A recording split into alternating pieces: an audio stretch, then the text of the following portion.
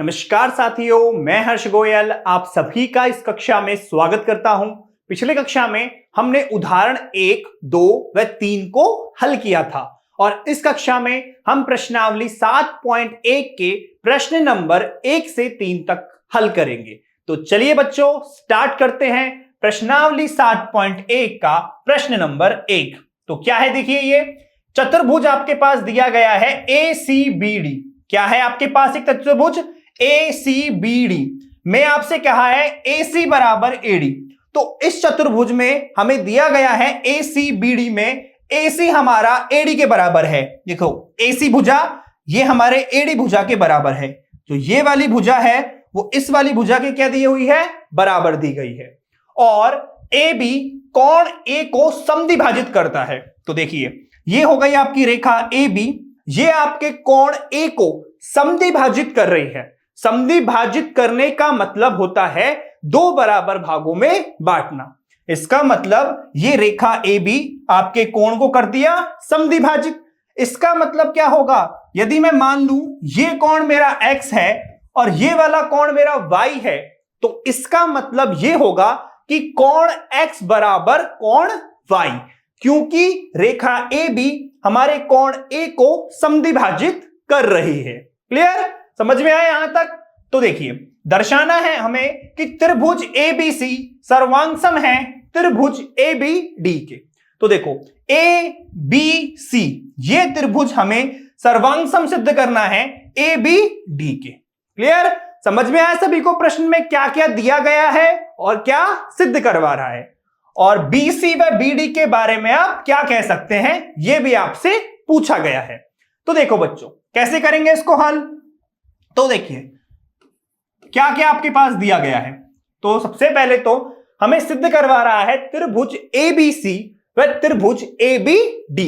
अब सिद्ध करने के लिए हमने नियम पढ़े हुए हैं, जैसे एक पढ़ा है SAS, एक हमने पढ़ा है ASA और एक पढ़ा है AAS। तो जो इसमें लगेगा वो हम इसमें लगा के इसको सिद्ध करेंगे। तो देखिए आपके पास त्रिभुज कौन से दिए हैं, ABC व त्रिभुज ABD में त्रिभुज ABC व त्रिभुज ABD में। तो देखिए कैसे कैसे क्या क्या आपके पास है।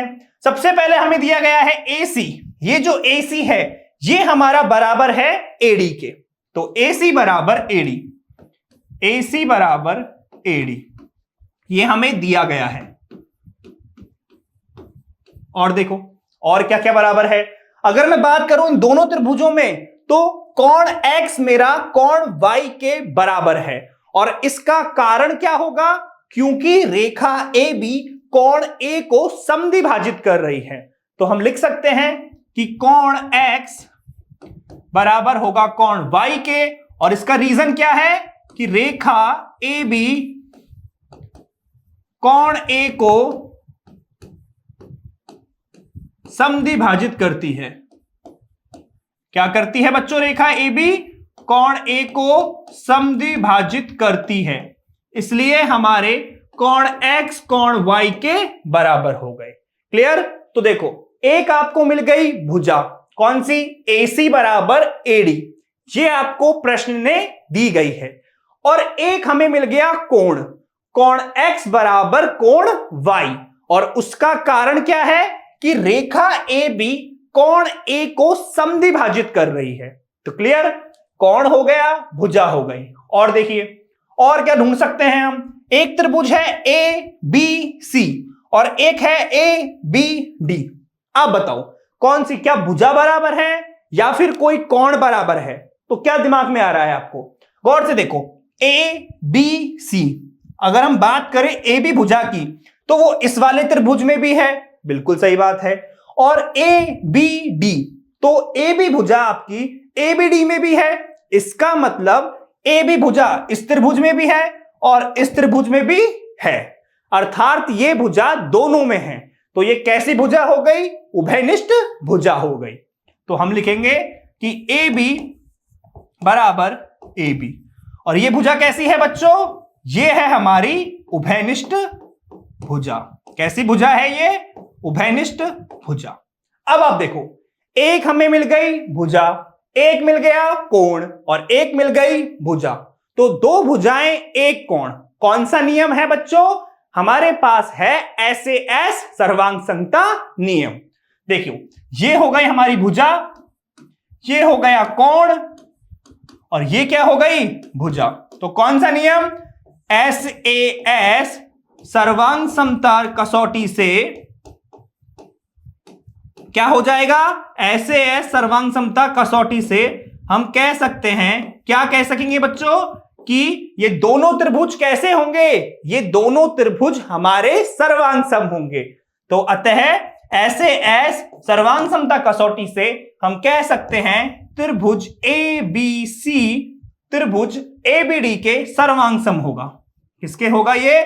ABC सर्वांग सम होगा ABD के। क्लियर?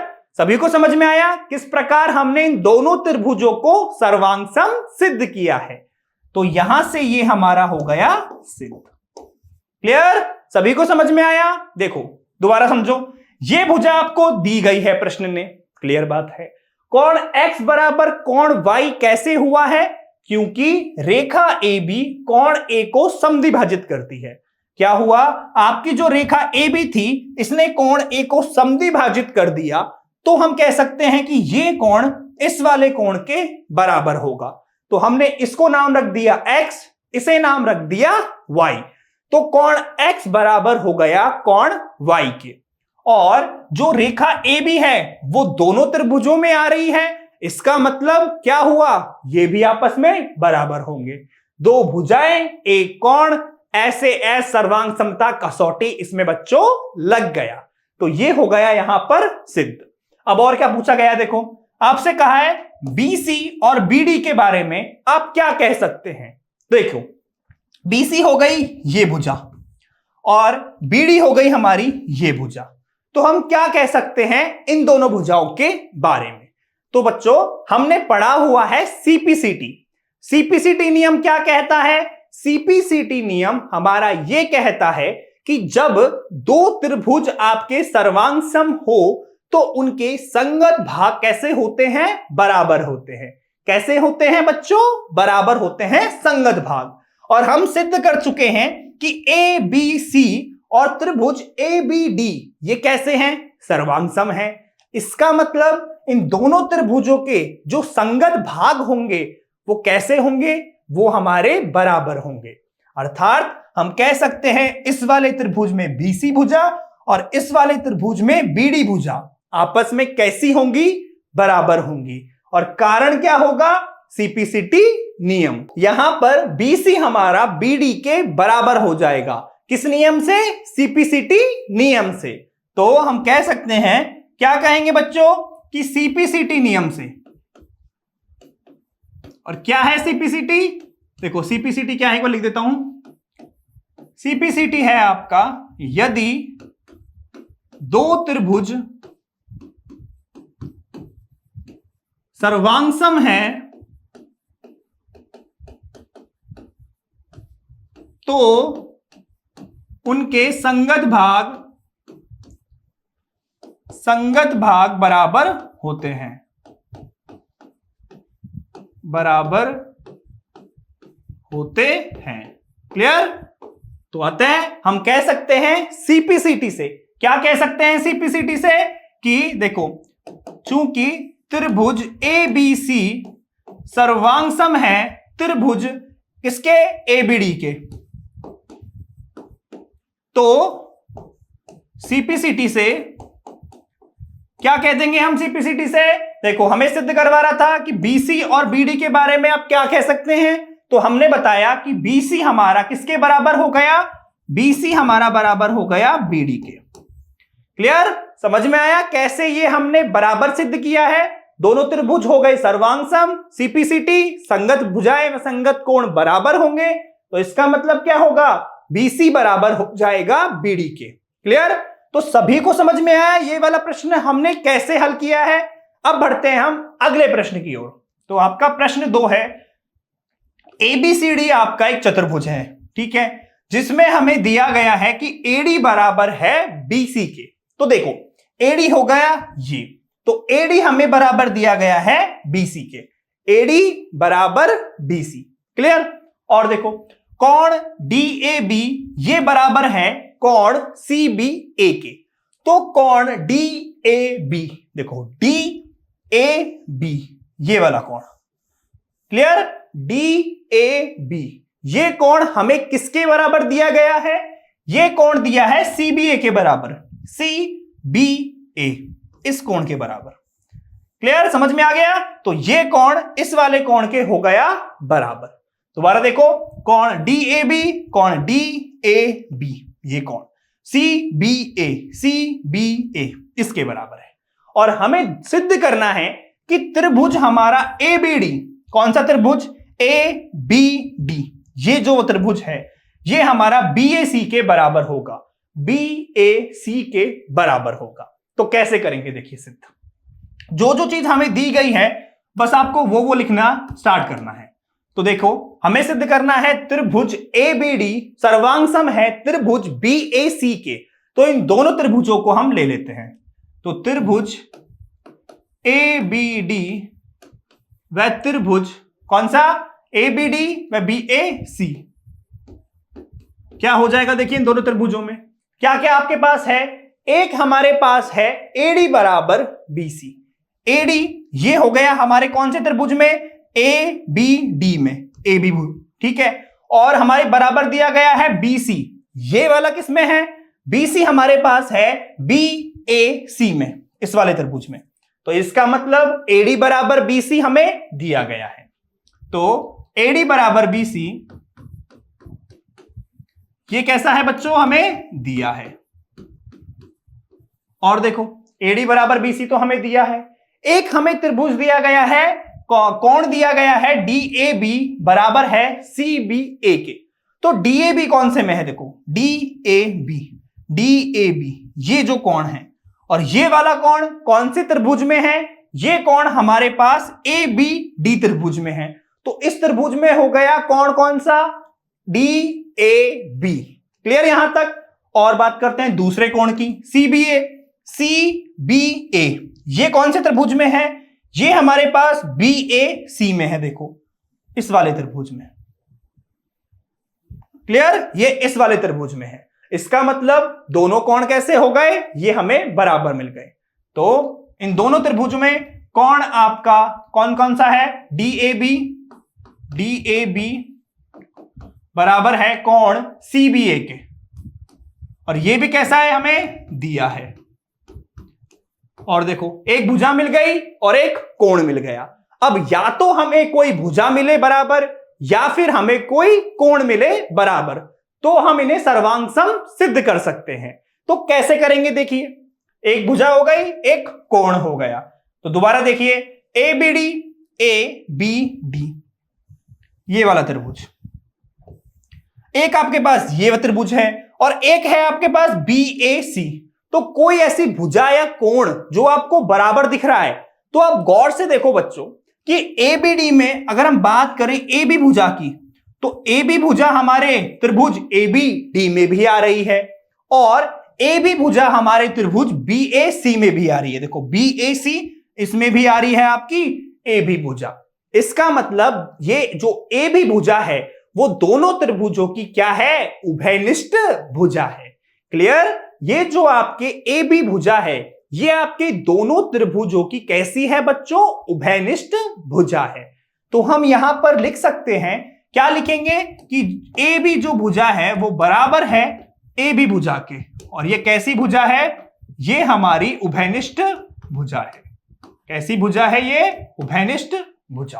तो एक हो गई भुजा, एक हो गया कोण और एक हो गई भुजा। ये एस भुजा, ये कोण और ये भी हो गया भुजा। तो एस ए एस सर्वांग समता नियम यहां पर लग जाएगा। तो अतः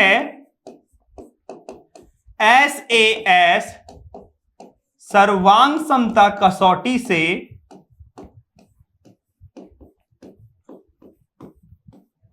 हम क्या कह सकते हैं? ऐसे सर्वांग समता कसौटी से हम ये कह सकते हैं क्या? कि हमारा जो त्रिभुज है कौन सा? ए बी डी, ये हमारा सर्वांग सम हो जाएगा त्रिभुज BAC के, और यही क्या करना था, हमें सिद्ध करना था। क्लियर? हमारा त्रिभुज ABD सर्वांग सम हो गया त्रिभुज BAC के। क्लियर बच्चों? समझ में आया सभी को? देखो, ये भुजा दी हुई थी और ये कोण दिया गया था हमें। हमने क्या दिया, AB बराबर AB उभयनिष्ठ भुजा ले ली और यहां पर लग गया SAS। तो SAS से ये दोनों त्रिभुज कैसे हो गए, सर्वांग सम हो गए। क्लियर? दोनों सर्वांग सम हो गए। और देखिए और क्या सिद्ध करवा रहा है, फिर आपसे सिद्ध करवा रहा है BD आपके AC के बराबर है। तो BD बराबर AC, देखिए BD कहां है, BD ये रहा और ये रहा AC। तो BD आपसे सिद्ध करवा रहा है AC के। तो जो BD भुजा है ये आपके त्रिभुज किसमें है, ABD में है। BD भुजा आपके त्रिभुज ABD में है और जो AC भुजा है ये हमारे त्रिभुज BAC में है। क्लियर? और हमें इन दोनों को बराबर सिद्ध करना है भुजाओं को। तो एक नियम याद आया CPCT कि यदि दो त्रिभुज सर्वांग सम हो तो उनके संगत भाग बराबर होते हैं। तो अतः CPCT से हम कह देंगे, देखो ये जो भुजा है हमारी BD और AC आपस में कैसी हो जाएंगी, बराबर हो जाएंगी। कोई सी भी भुजाएं बराबर नहीं होंगी, संगत भाग बराबर होंगे। क्लियर? संगत भाग बराबर होंगे।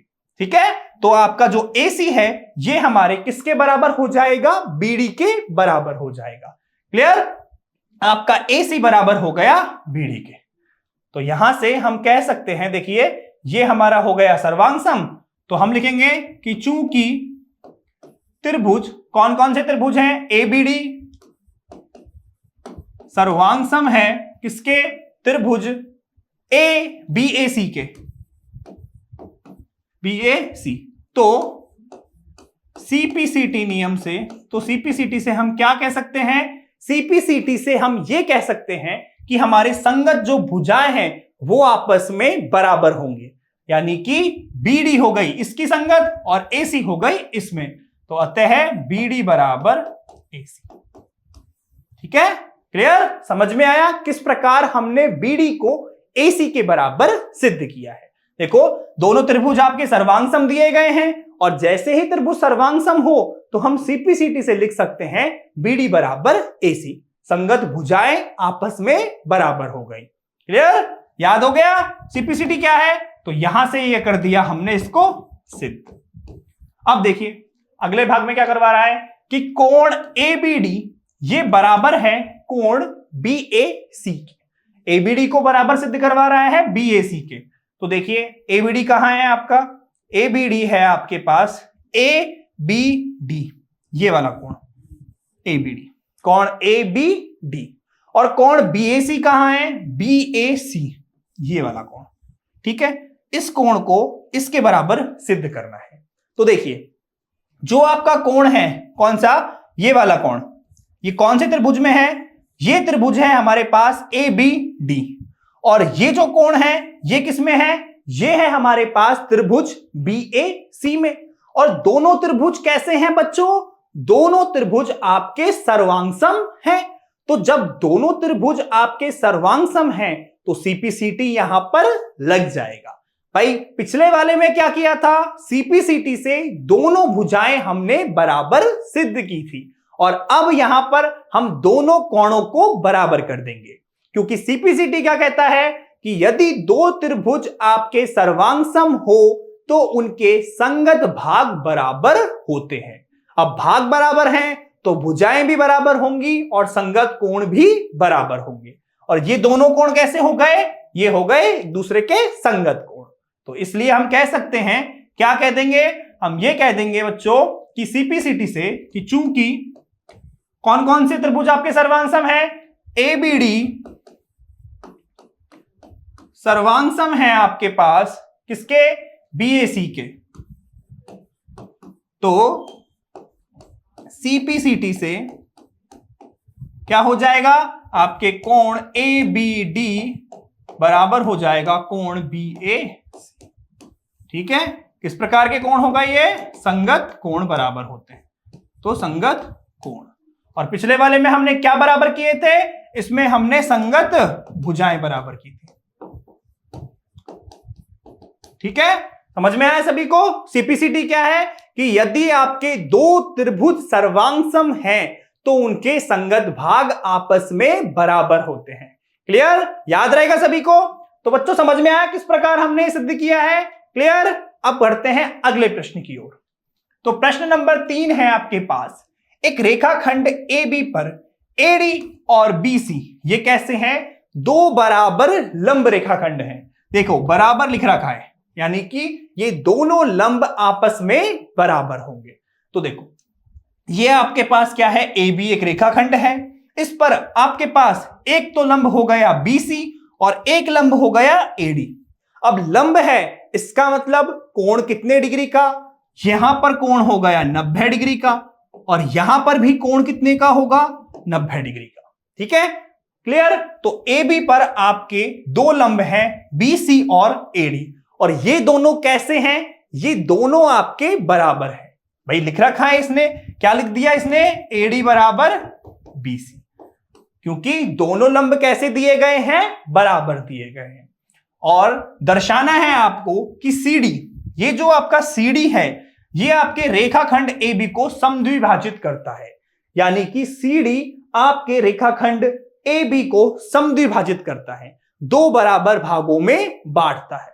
तो मान लीजिए कि यदि यहां पर एक बिंदु हुआ ओ, क्लियर, तो हमें क्या सिद्ध करना है, हमें सिद्ध करना होगा ओ ए बराबर ओ बी।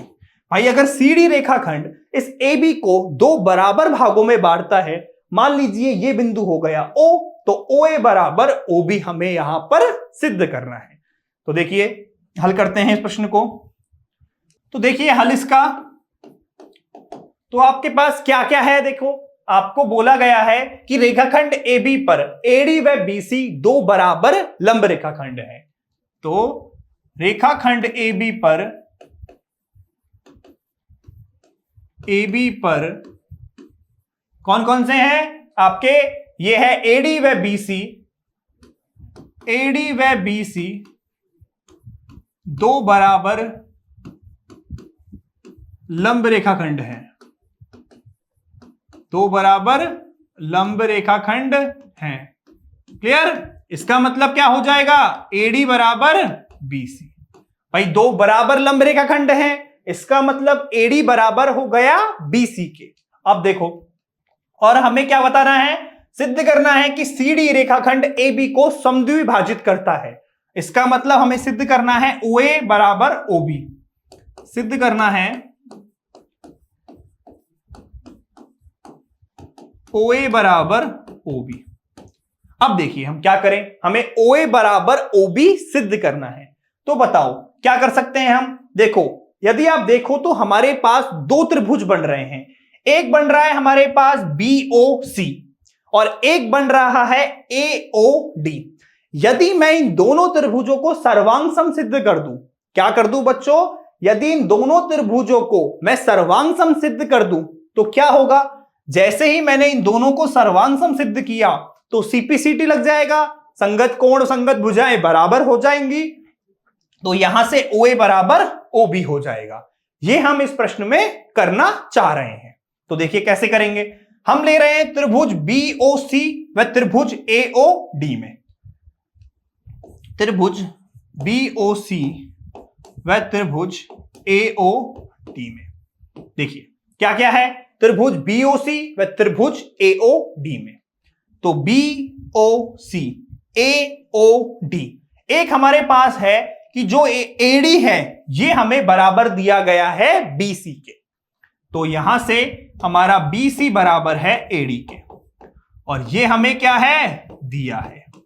क्लियर, और क्या दिया गया है देखो हमें, और हम देखें तो आपका लंब कौन कौन है, एक तो BC लंब है और एक AD लंब है। इसका मतलब आपका जो कोण B है और जो कोण A है ये दोनों आपके 90 के बराबर होंगे, अतः आपस में क्या होंगे, ये बराबर होंगे। तो यहां से कोण B बराबर कोण A, और कारण क्या है 90 डिग्री के। भाई दोनों कोण कैसे हैं 90 डिग्री के, तो आपके कोण B बराबर होगा कोण A के, एक भुजा मिल गई और एक कोण मिल गया। और देखिए BOC व AOD में, BOC व AOD। अब देखो क्या कर सकते हैं, एक भुजा हो गई और एक कोण बराबर हो गया।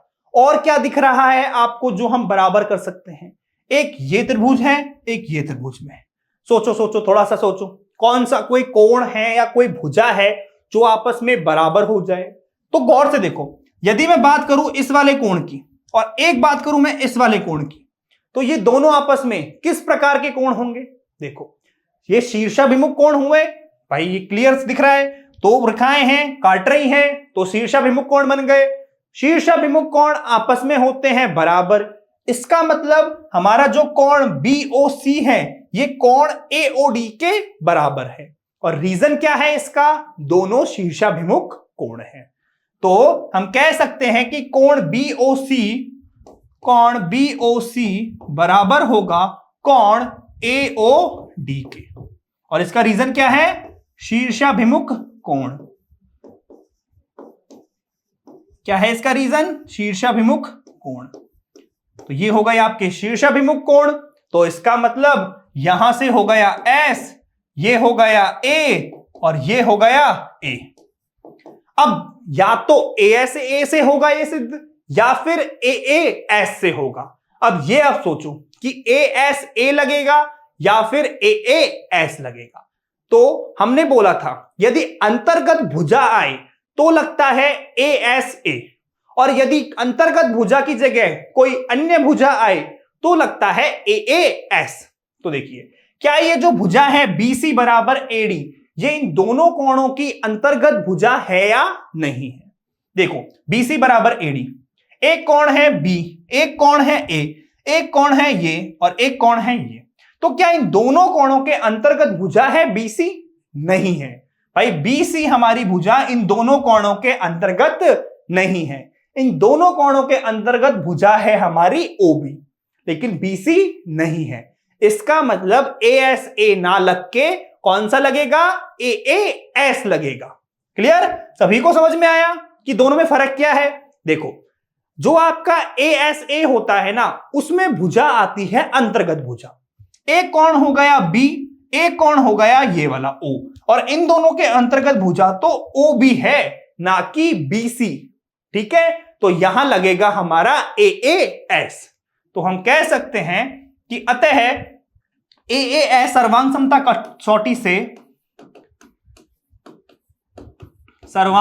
कसौटी से क्या हो जाएगा, ये जो त्रिभुज है हमारे कौन कौन से, BOC व त्रिभुज AOD, ये सर्वांगसम हो जाएंगे। त्रिभुज BOC सर्वांगसम हो जाएगा त्रिभुज AOD के। क्लियर, अब ये दोनों त्रिभुज हो गए सर्वांगसम, लेकिन हमें सिद्ध करना था OB बराबर OA। हमें क्या सिद्ध करना था, OB बराबर OA। तो क्या करेंगे, जैसे ही हमारे पास त्रिभुज सर्वांगसम सिद्ध हुए, हम क्या लगा सकते हैं बच्चों, CPCT लगा सकते हैं। तो अतः CPCT से हम क्या कह सकते हैं, CPCT से हम कह सकते हैं कि यदि दो त्रिभुज आपके सर्वांगसम हैं तो उनके संगत भाग भी कैसे होंगे, बराबर होंगे। क्या है CPCT, यदि दो त्रिभुज सर्वांगसम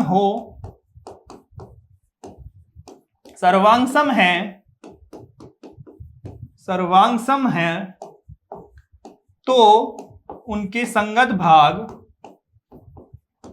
बराबर होते हैं। ठीक है, और संगत भाग बराबर होंगे तो देखो क्या हो जाएगा इसका मतलब, तो संगत भाग बराबर होंगे, इसका मतलब हमारी जो OB है वो OA के बराबर हो जाएगी। तो अतः OA बराबर OB। और जैसे ही OA बराबर OB हो गया, इसका मतलब CD जो रेखाखंड है वो हमारे AB को क्या करता है, समद्विभाजित करता है। तो अतः CD रेखाखंड AB रेखाखंड को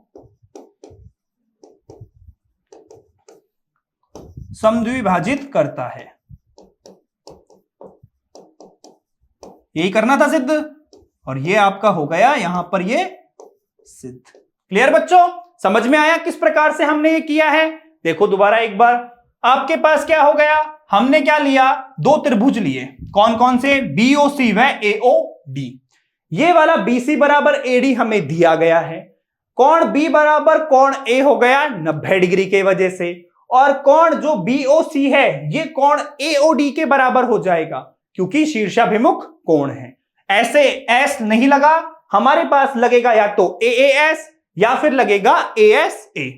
ASA क्यों नहीं लगा है? क्योंकि हमारा जो BC बराबर AD है ये हमारी इन दोनों कोणों की अंतर्गत भुजा नहीं है, इसलिए हमने यहां पर इसे AAS से सर्वांग सम किया है। और जैसे ही ये सर्वांग सम हुए CPCT लगा दिया तो संगत भुजाएं आपस में बराबर होंगे, और जैसे ही OA बराबर OB हुआ सिद्ध, हम कह सकते हैं CD रेखाखंड AB को समद्विभाजित करता है। क्लियर बच्चों? तो ये वाला भाग करते हैं हम यहीं पर समाप्त। इस वाले भाग में हमने प्रश्नावली 7.1 के प्रश्न 1 से प्रश्न 3 तक हल किए। अब हम आगे के भाग में इसके बाकी के प्रश्नों को हल करेंगे। मैं आशा करता हूं आप सभी को मेरी कक्षा अच्छी लगी होगी। मिलते हैं अगली कक्षा में, तब तक के लिए पढ़ते रहिए, बाय।